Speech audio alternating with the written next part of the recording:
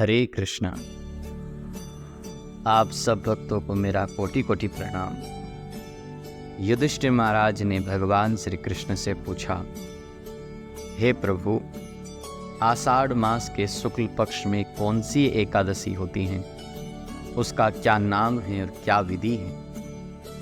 भगवान श्री कृष्ण बोले, राजन, आषाढ़ मास के शुक्ल पक्ष की एकादशी का नाम देवशयनी एकादशी है। मैं उसका वर्णन करता हूँ।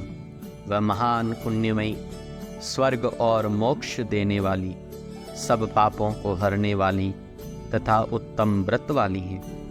आषाढ़ मास के शुक्ल पक्ष में देवशयनी एकादशी के दिन जिन्होंने कमल पुष्पों से कमल लोचन भगवान विष्णु का पूजन किया तथा एकादशी का उत्तम व्रत किया है, उन्होंने तीनों लोकों और तीनों सनातन देवताओं का पूजन कर लिया।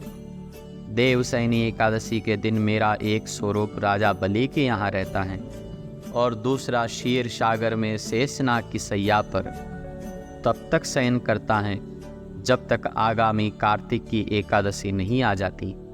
अतः आषाढ़ शुक्ल पक्ष की एकादशी से लेकर कार्तिक शुक्ल एकादशी तक मनुष्य को भली भांति धर्म का आचरण करना चाहिए। जो मनुष्य इस व्रत का अनुष्ठान करता है वह परम गति को प्राप्त होता है। इस कारण यत्नपूर्वक इस एकादशी का व्रत करना चाहिए। एकादशी की रात्रि में जागरण करके शंख चक्र गदा आदि धारण करने वाले भगवान विष्णु की भक्ति पूर्वक पूजा करनी चाहिए। ऐसा करने वाला पुरुष पुण्य का भागी बनता है और उसके पुण्य की गणना चतुर्मुखी ब्रह्मा भी करने में असमर्थ हैं। राजन, जो इस प्रकार भोग और मोक्ष देने वाली सर्व पापहारी एकादशी के उत्तम व्रत का पालन करता है, वह जाति का चांडाल होने पर भी संसार में सदा मेरा प्रिय रहने वाला है। जो मनुष्य दीपदान, पलाश के पत्ते पर भोजन और व्रत करते हुए इस चतुर्मास को व्यतीत करता है, वे मेरे प्रिय हैं। चतुर्मास में भगवान विष्णु सोए रहते हैं, इसलिए मनुष्य को भूमि पर शयन करना चाहिए।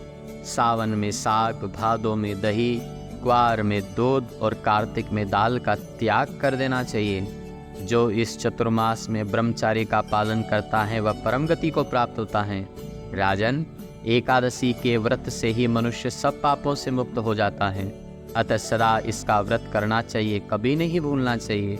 शयनी और बोधनी के बीच में जो कृष्ण पक्ष की एकादशी होती है, ग्रस्त भक्तों के लिए वे व्रत रखने योग्य हैं। अन्य मासों की कृष्ण पक्षीय एकादशी ग्रस्त के रखने योग्य नहीं होती।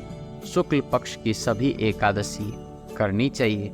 हम सब भक्तों को चाहिए कि एकादशी का पालन करें, खूब भगवान का भजन करें, शास्त्रों का अध्ययन करें। आप सब भक्तों को पुनः मेरा हरे कृष्णा प्रणाम। शिल प्रभुपाद महाराज की जय। श्री श्री गौर निताय भगवान की जय। राधा माधव भगवान की जय। निताय गौर हरि प्रेमानंदे। हरि हरि बोल।